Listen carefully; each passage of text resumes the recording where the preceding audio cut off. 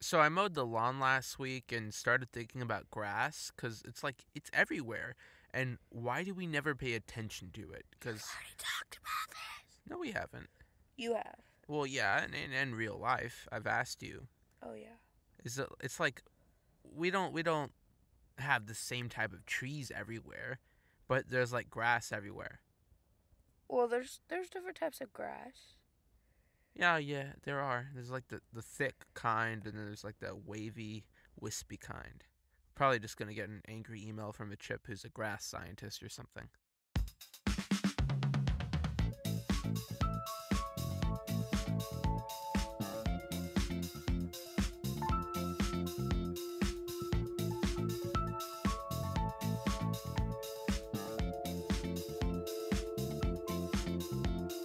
Welcome to Rocket to Anywhere, the show whose hosts are not prepared to fight the oncoming barrage of mosquitoes, not to mention the Texas heat. I'm Corban, Sophia.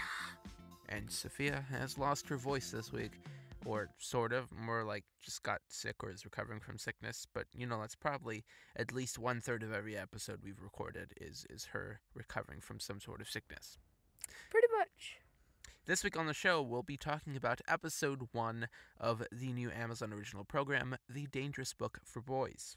We'll also do all the normal stuff like jokes, word of the fortnight, not the video game, and a thought of the week, which we'll get to right after follow-up. Just 2 pieces this week. Both are relatively unimportant. First is Susan Fortune Events, Season 2. My thoughts on it, because I said I would report back with them. It is so far the second best TV show I have ever watched.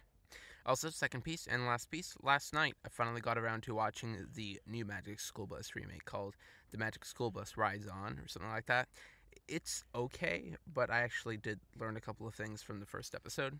My main takeaway is that Lin-Manuel Miranda did the intro. He sang the theme song, that's what it's called. But speaking of him, Sophia, try to say I can't even say it myself. Lin-Manuel Miranda. Lin-Manuel Miranda. Mm-hmm. Just can't do it. I can't. I choose to say it like that because that's how it's spelled. It's like she's giving an award ceremony. It's like, please, Mr. Texas accent. Lin-Manuel Miranda, show up and get your award. Show up and get your award. So it's like, Line Manuel Miranda? Is Mr. Line Manuel Miranda here? Okay, now to thought of the week. What do you have? I have some thoughts. We all have thoughts, Do we? but only some of them are good.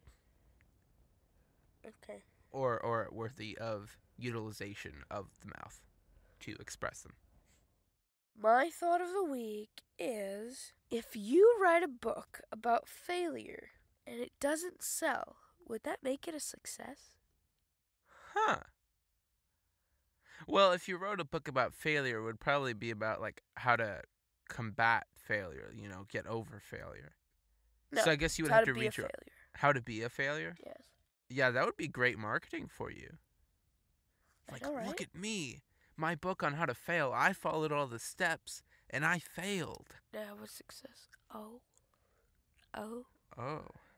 My thought of the week is sort of relating to the first episode of Dangerous Book that we'll be taking a look at today, and that is, as more and more young kids get cell phones, fewer and fewer cereal boxes will be read while eating.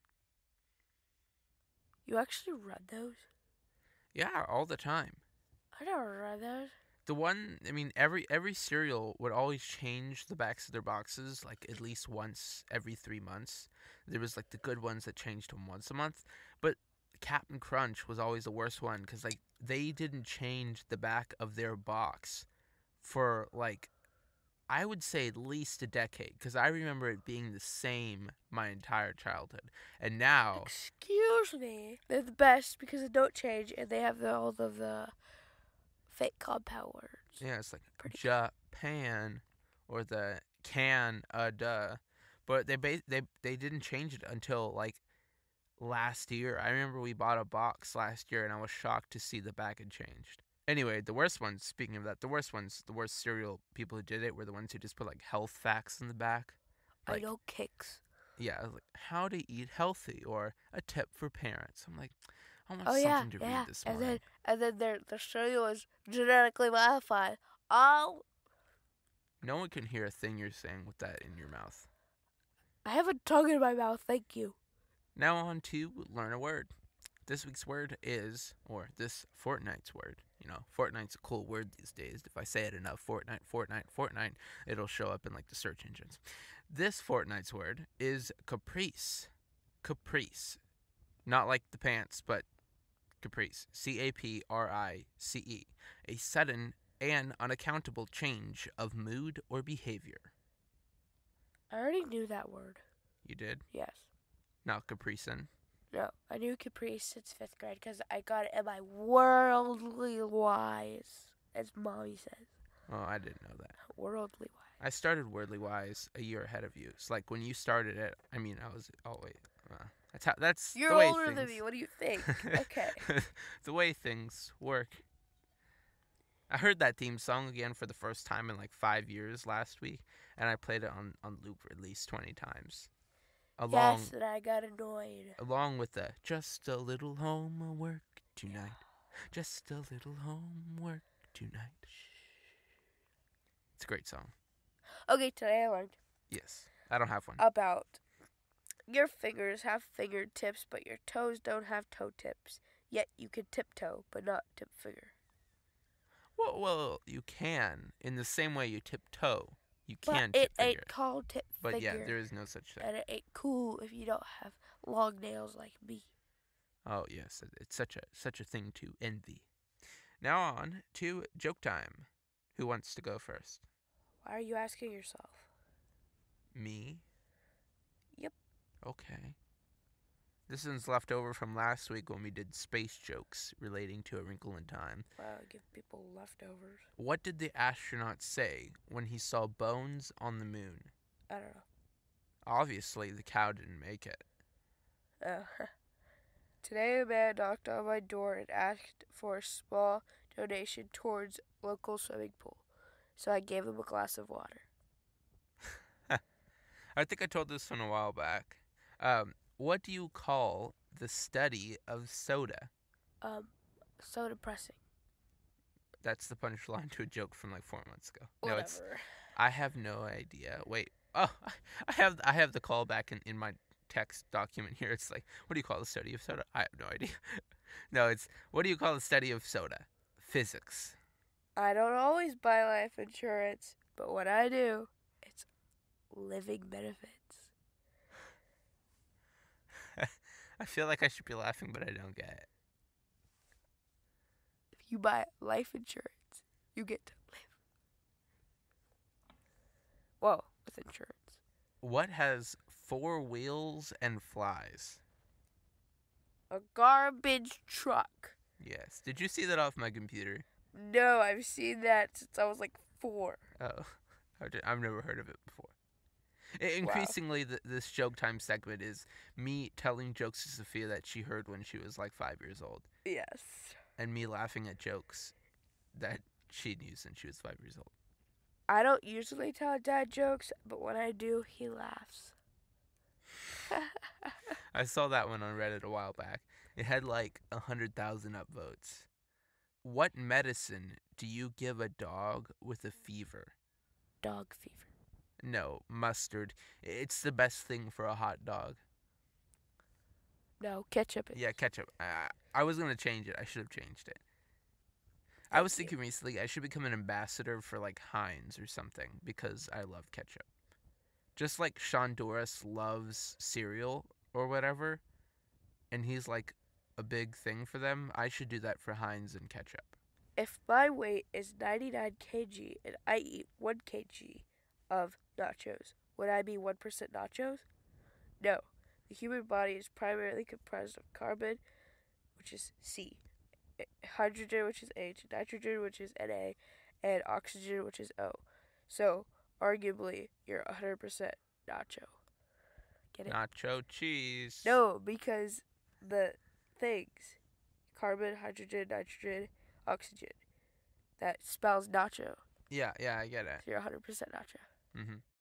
Okay, now on to topic time. This week we're going to be talking about the brand new Amazon original show, The Dangerous Book for Boys. If you haven't heard of it, it's based on the book by the same name, and if you don't have time to watch it, well, here's the synopsis. The McKenna family must cope with the passing of its much beloved patriarch, Patrick.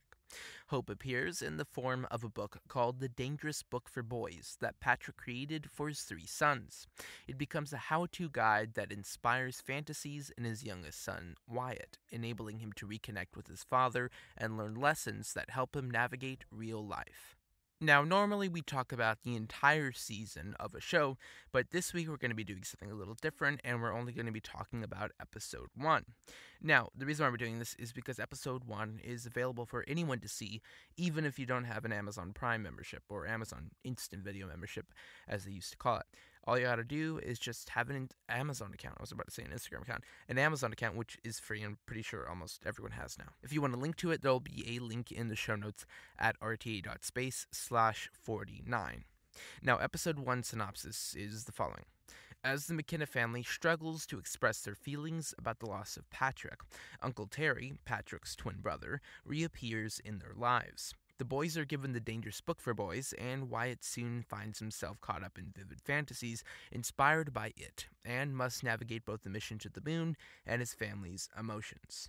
Now, before this episode starts, I have a quick question for you. When do you think that their dad, Patrick, died or passed away? When do you think that happened? Because when we start the episode, we see it's like the end of the week, it's like a Friday or something, and the mom's like, yeah, you start school on Monday. And I was thinking, well, how long would they have taken off from school, or how long do you think it's been? I think it's been like maybe a couple months. Well, no, maybe like 1 month. 1 or month? 2. Okay. 1 or 2. That seems reasonable.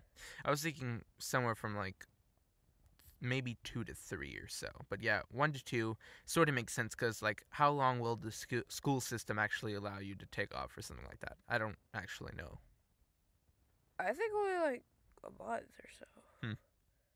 Now, after the cold open, we go into an intro, which is sort of not too irregular for Amazon shows. A lot of them have intros like Gordimer and Danger and Eggs and a bunch of others. They all have their own intros. But I feel like this is a show that didn't actually really need an intro because it was like, it's not catchy. Like a lot of TV shows you watch, you're like, yeah, I like the theme song, or yeah, we all know the intro. Like, I've lived my whole life on Normal Street, etc.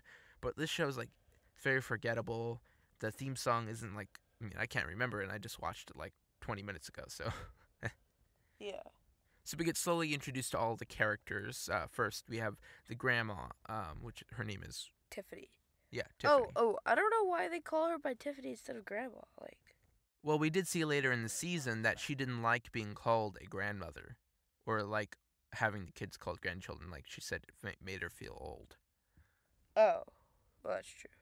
So then Terry shows up later. Sir Uncle Terry happens to be a twin brother, which sort of surprised me as well because I was like, wait, we saw like the frame of the family picture. I was like, oh yeah, and then we pan up and we see like a guy who looks exactly like their dad in the window, and then we realize, oh, it's just twin brother, identical Uncle Terry, and I was like, no, which Wyatt fainted to, which is one of those things where you see something in a pilot or in the first episode that doesn't really ever show up in any of the other episodes in the season. So that was the Wyatt fainting that only ever happened in the first season. He fainted the first episode, and that was twice. And speaking of the season, this season, I keep saying season a lot, but this season of the show only has 6 episodes, which is sort of, again, not irregular for Amazon content and programming. They've been doing a lot of half seasons recently, even though 26 episodes is a full season and 13 episodes is a half season. So technically this would be a quarter season?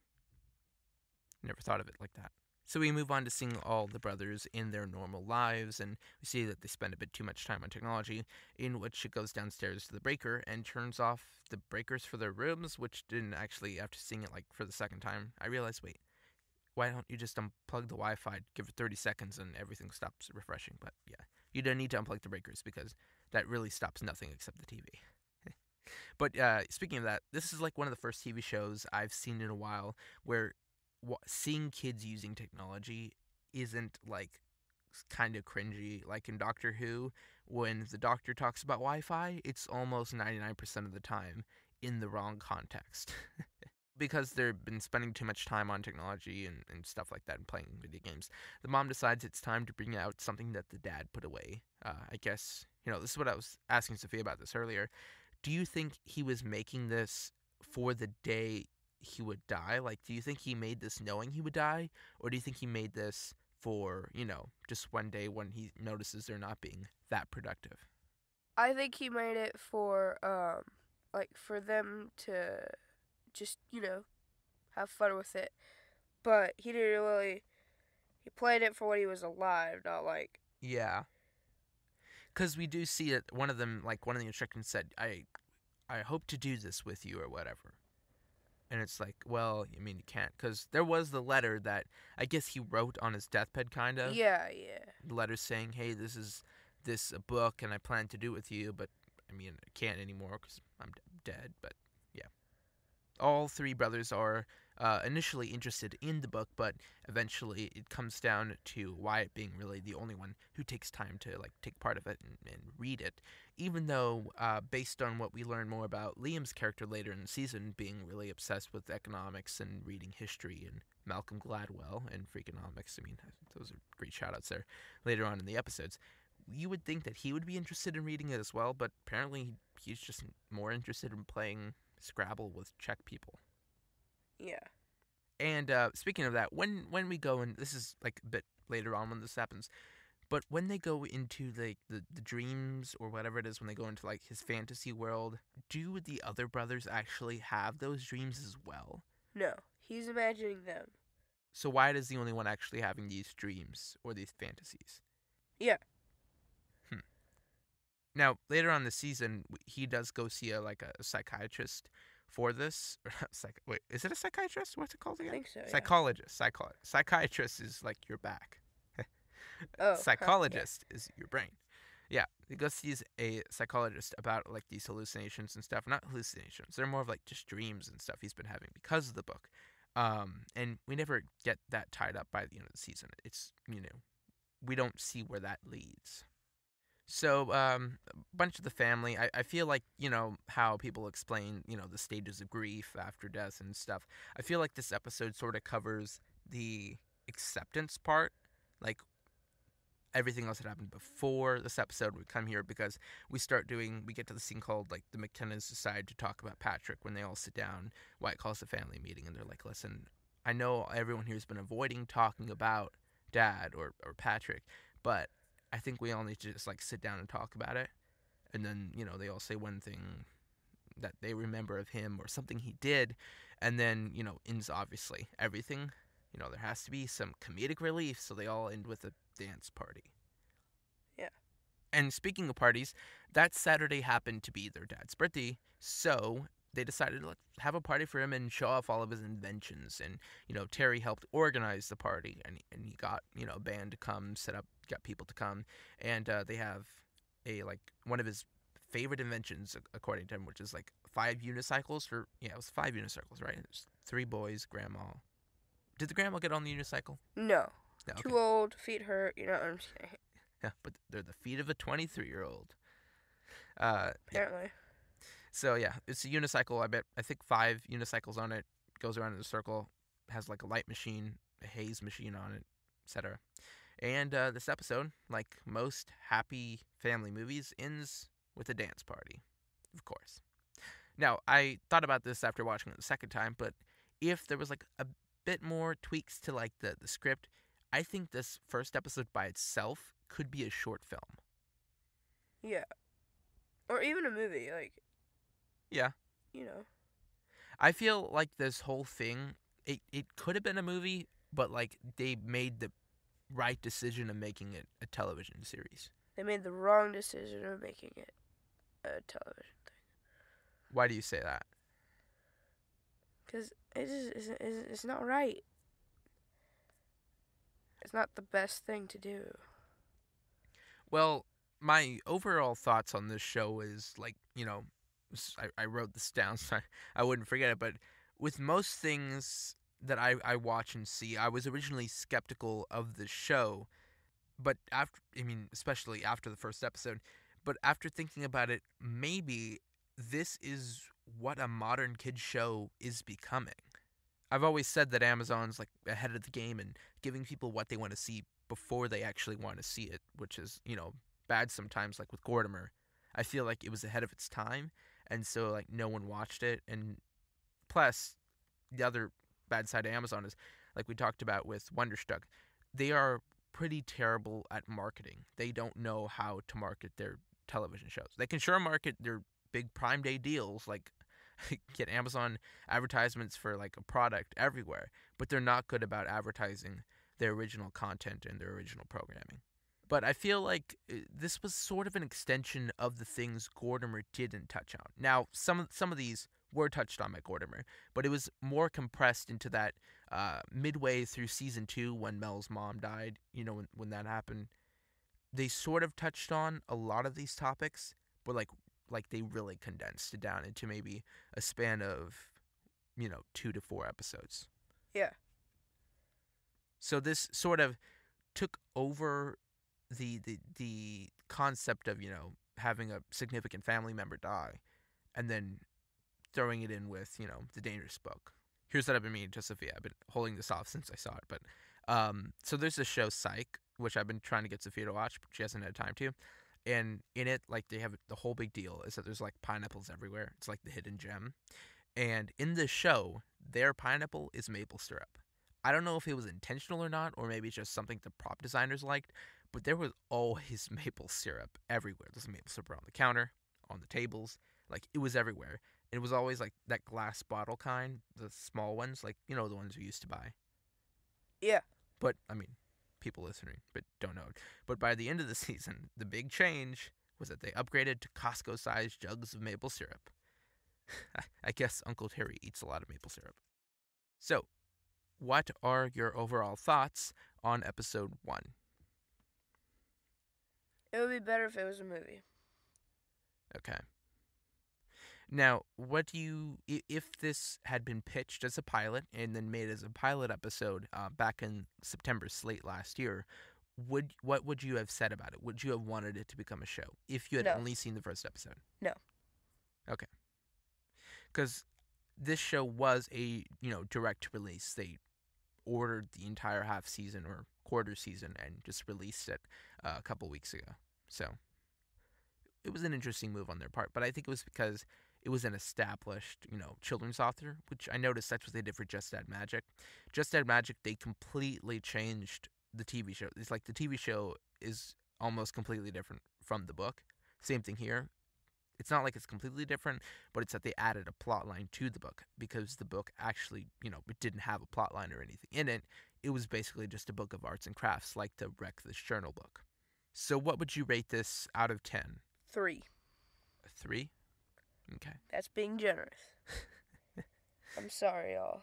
I rate this, surprisingly, I have never gone this high in a while, but I rate this episode an 8 out of 10. You actually think this is a great show? I don't know, I just like it for some reason. For the whole season overall, what do you rate the entire season? 2. A 2? Okay. I was going to mathematically do this and then rate each episode and then get the average, but I guess that's not fair to rating things the way I usually rate them.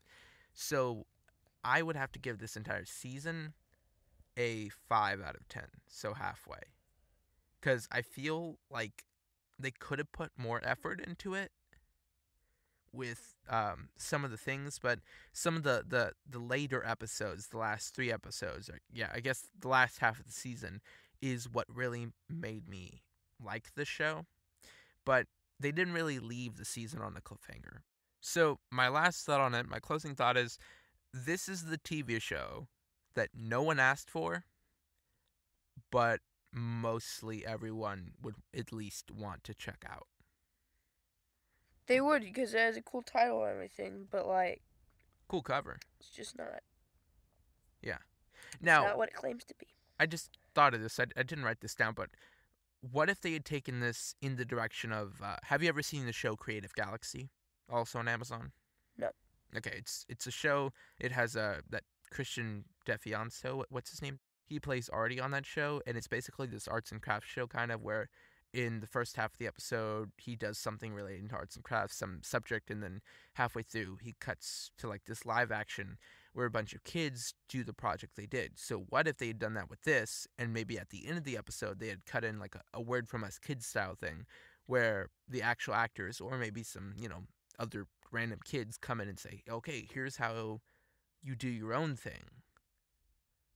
Like, here's how you attempt to build a treehouse without it putting a tree branch through your roof. Maybe. But they didn't ever really do anything you could actually do that for, because, like, imagine the end. Here's how to land a rocket on the moon.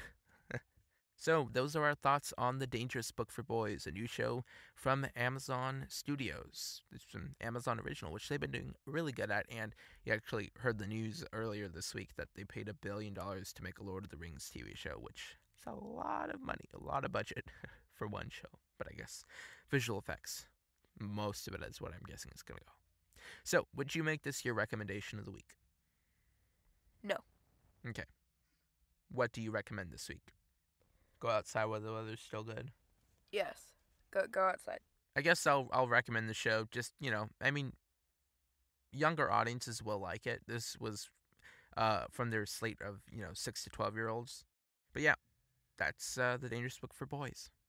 Thanks for listening to this week's episode of Rocket Anywhere. If this was your first time, please subscribe on Apple Podcasts, Google Play Podcasts, Spotify, and anywhere else podcasts are available. Links for all of our locations are available at rta.space/listen. If you have any suggestions for us, or you want to send us jokes, or just talk about what you think about The Dangerous Book, you can email us rocket2anywhereshow@gmail.com, or you can tweet at us at RTA Show on Twitter. Show notes for this week's episode are available at rta.space/49, and you can follow me on Twitter at Corban Garcia, and you can follow Sophia on Instagram at extra_Sophia, or you can follow her at Bailey and Rushy. There'll be links to all of these locations in the show notes.